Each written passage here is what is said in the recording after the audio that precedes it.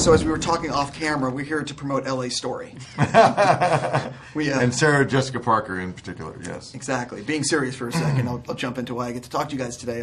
Movie turned out great. I think that it is way better than the typical young adult movie because it's an actual movie.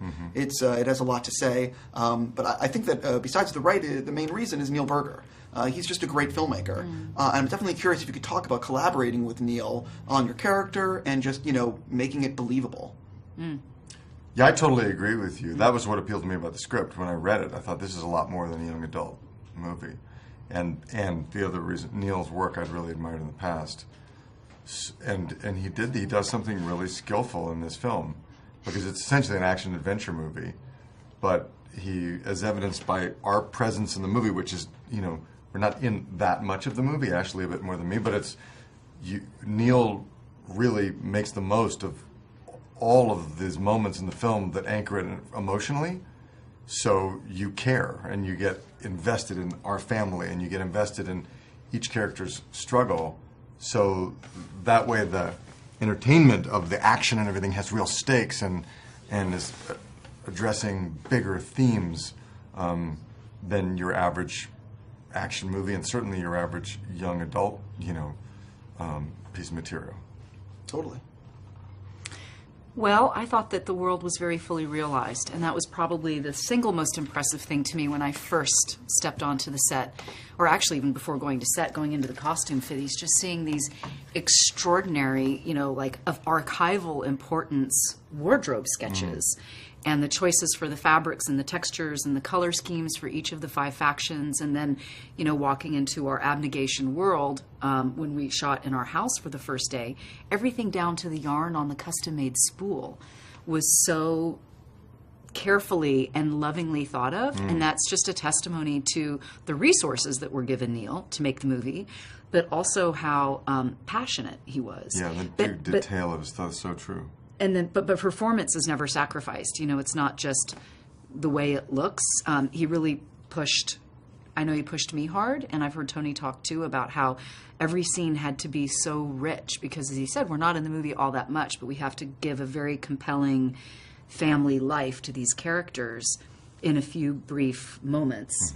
So the whole thing was just rich and fun, and here we are. I'm very curious for the two of you how you like to work your process. Some actors I've spoken to love, the Clint Eastwood way of 2 takes, and others prefer the David Fincher method of as many, 50.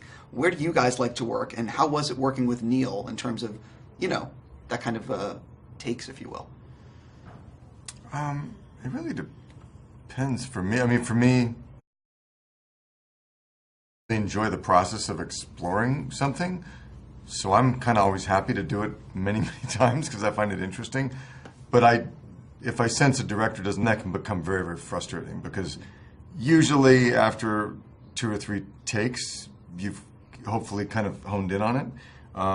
Neil was someone because, he was under tremendous amount of pressure. He had a lot to accomplish in the shooting schedule he had. I mean, this is a huge movie, and no matter how big, you think it is in terms of money and days to shoot, it's never enough time. So, he didn't have time to mess around. And so I thought he was always very economical about the way that he did it. He has actually said he really wanted to make sure he got what he needed. But I don't think there was a lot of time wasted or let's just do 20 takes because that's what, that way we'll know we have it. He was very self-confident, I thought. And I'm curious the way you like to work. I'm pretty flexible. Find a lot of enjoyment in either approach.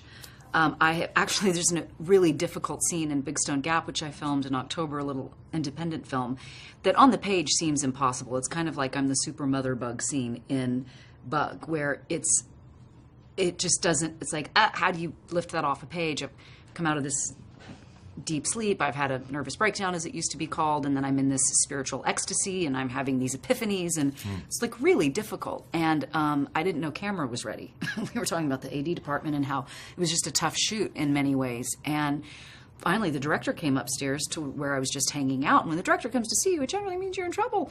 And she said, "We're losing the light, honey." And I said, "I didn't know you were ready."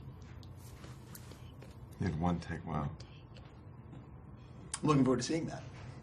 And I felt so gorgeous about it. Now, it may not work, but I felt creatively euphoric. I mean, it was so extraordinary. You know, whereas I thought I was going to get on my yoga mat and light a candle and, you know, whatever I was going to do that was going to get me there. And then I've done other things where it was fabulous to just play with it and unpack it. And one thing I've been experimenting with lately, and I was sharing this with the young actors on Dolphin Tale 2, was what I'm calling the set-aside prayer. So I try to, at some point, set aside everything I think I know about the character, about the scene, about what I've done, my relationship to the space, what's going on with the props, and just have, you know, like the attitude, it's a fresh new day. Like, God, I don't know what this day is going to hold. Let me just set everything aside and show up in a new way and try to do a take like that. I call it the set-aside take. That's good. I'm going to steal that one. I was going to say, I've not heard that process before. That's really cool, though. I got to go. They're going to throw me out. Congratulations on the movie, and I just realized we have dogs here.